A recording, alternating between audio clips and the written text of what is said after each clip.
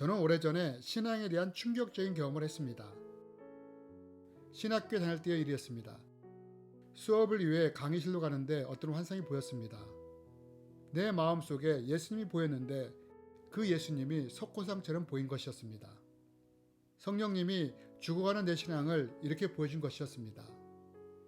이걸 보는 순간 망치로 맞은 것 같은 충격을 받았습니다. 당시 저는 목회자의 길을 가고 있던 신학생이었습니다. 그런데 내 마음의 예수님이 석고상처럼 죽어버렸던 것입니다. 사실 몇 년 전까지만 해도 얼마나 예수님을 뜨겁게 만났는지 모릅니다. 그런데 몇 년이 못돼 은혜를 다 잃어버렸을 뿐 아니라 내 신앙이 석고상처럼 죽어버린 것입니다. 문제는 내 신앙이 이렇게 죽어버렸는데 이것을 어떻게 살려놔야 할지 알지 못했다는 것입니다. 결국 이렇게 10년이 흘렀고 저에게 남은 것은 신앙의 의무감과 형식주의였습니다. 나중에 많은 그리스도인을 통해 이것이 나만의 문제가 아니라 많은 그리스도인들이 경험하는 문제라는 것도 알게 되었습니다. 혹시 우리의 신앙은 어떻습니까? 만약 우리가 이런 상황을 만나게 된다면 우리는 어떻게 해야 할까요? 이번 신앙성장의 영적 원리 시리즈를 통해 왜 우리에게 이런 일이 일어나는지 또 우리의 신앙이 어떻게 성장해야 되는지를 배우기 원합니다. 또한 이것을 통해 우리의 신앙이 그리스도의 장성한 분량까지 자라는데 도움이 되었으면 좋겠습니다.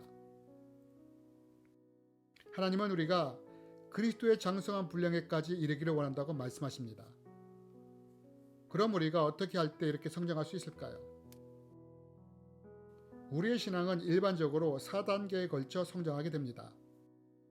아마 그리스도인이라면 이 4단계 중 하나에 속해 있을 것입니다.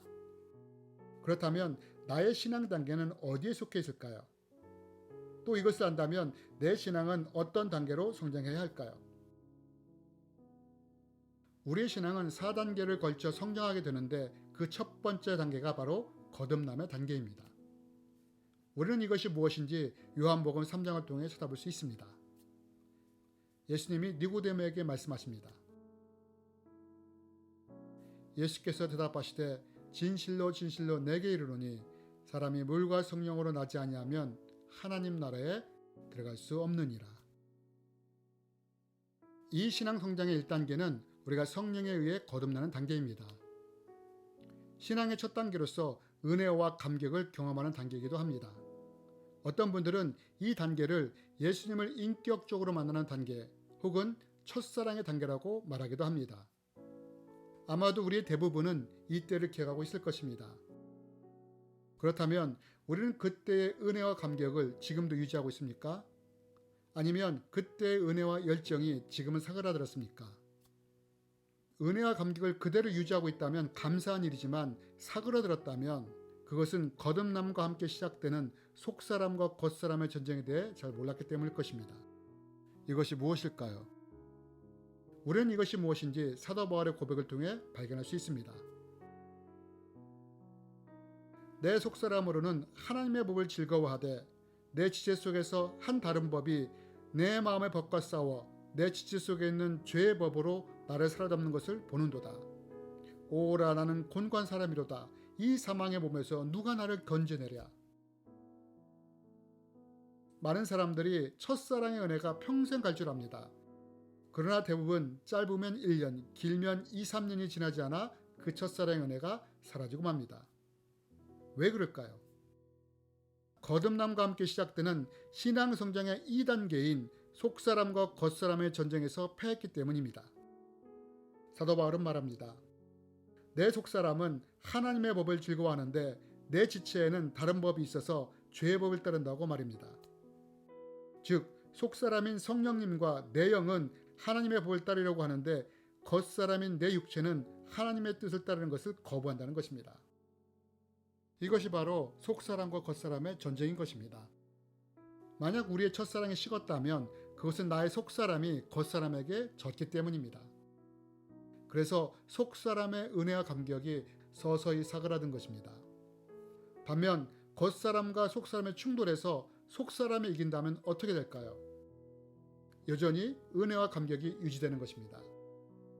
사도 바울은 고백합니다. 오라 나는 곤고한 사람이로다.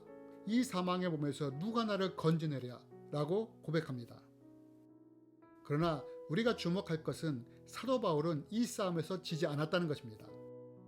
육체가 자기를 공격하고 세상이 공격하며 죄가 공격할 때 사도 바울은 이 싸움에 지지 않고 이겨냈다는 것입니다. 나는 선한 싸움을 싸우고 나의 달려갈 길을 마치고 믿음을 지켰으니. 그렇다면 우리는 어떻습니까? 아쉽게도 대부분의 그리스도인들이 이 속사람과 겉사람의 전쟁 단계를 넘어서지 못하고 그 수준에 머물고 있다는 것입니다. 그러나 만약 우리가 사도 바울처럼 겉사람은 날 가지고 속사람이 이기는 삶을 살게 된다면 어떻게 될까요? 이때 신앙성장의 3단계로 도약하게 됩니다. 신앙성장의 3단계는 하나님이 인정하시는 의인의 단계입니다.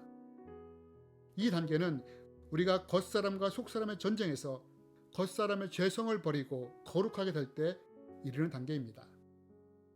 아브라함이나 노아와 같이 의인이라 칭함을 받은 성경 인물들이 이른 단계입니다.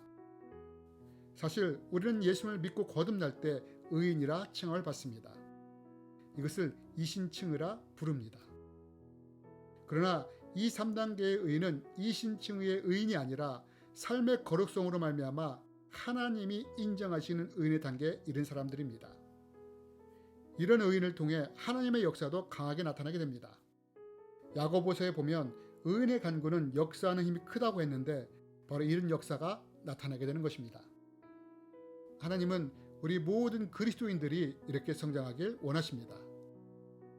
그리고 이 단계에서 우리가 더 성장하게 된다면 신앙의 마지막 4단계인 하나님의 형상을 회복하는 단계에 이르게 됩니다. 이 단계에 속해 있던 대표적인 인물들이 누구일까요? 바로 모세와 사도 바울과 같은 사람들입니다. 그럼 이 단계에 이른 사람에게 나타나는 특징이 무엇일까요?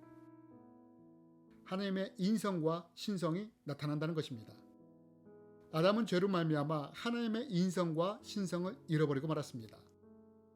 그러나 우리가 이 단계에 이르게 될 때 우리를 통해 하나님의 성품과 권능이 나타나게 되는 것입니다. 우리는 모세를 통해 하나님의 온유한 성품이 흘러나오는 것을 봅니다.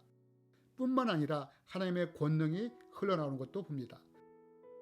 사도 바울을 통해서도 하나님의 강력한 권능과 예수님을 닮은 성품들이 흘러나오는 것을 봅니다.